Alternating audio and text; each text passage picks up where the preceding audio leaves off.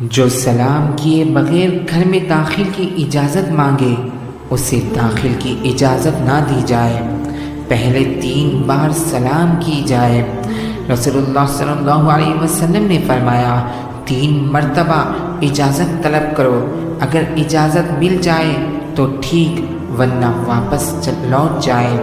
جو سلام کیے بغیر گھر میں داخل کی اجازت مانگے اسے داخل کی اجازت نہ دی جائے۔